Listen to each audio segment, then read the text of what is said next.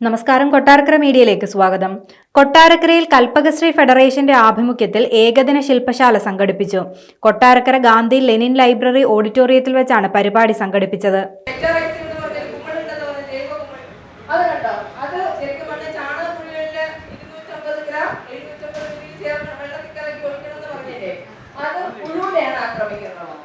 ഈ പുഴുവിനെ ആക്രമിച്ച് കൊന്നാലുള്ള ഗുണം എന്താണെന്നറിയാമോ?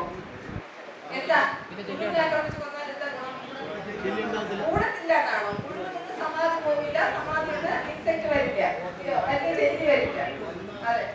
അപ്പൊ ഇത് നമ്മള് ഉപയോഗിച്ച് കഴിയുമ്പോ ചത്ത പുഴുവിന്റെ കളറുണ്ടോ? എന്ത് കളറാ? പച്ച കളർ. അത് നമ്മുടെ മെറ്റാലിക്സിയത്തിന്റെ കളറാണ്. കൊമ്പൻ ചെല്ലി അതിന്റെ കുഞ്ഞിന് ആഹാരം കിട്ടാൻ വേണ്ടി എവിടെ മുട്ടയിടും? വളക്കുഴികളിൽ മുട്ടയിടും. അപ്പൊ ചെമ്പൻ ചെല്ലിയുടെ കുഞ്ഞുങ്ങളുടെ ആഹാരം തെങ്ങിൻ തടിയാണ്. അപ്പൊ അത് എവിടെ മുട്ടയിടണം?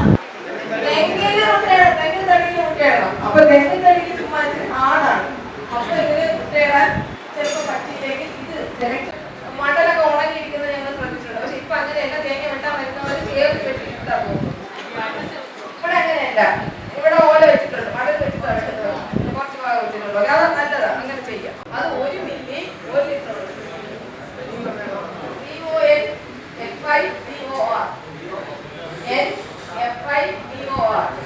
ഇവിടെ കോപ്പർ എന്ന് പറയുന്ന ഒരു ഗ്രൂപ്പിൽപ്പെട്ടതാണ് കോൺഫ്ലോർ.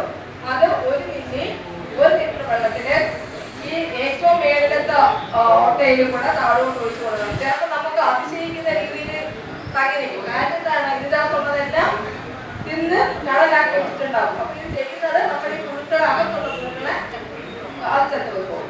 പക്ഷെ അത് അടച്ചു വെക്കണം. ഏറ്റവും മേളിൽ ഒഴിച്ചതിന് ശേഷം പിന്നാക്കിയിട്ട് അടച്ചു വെക്കണം.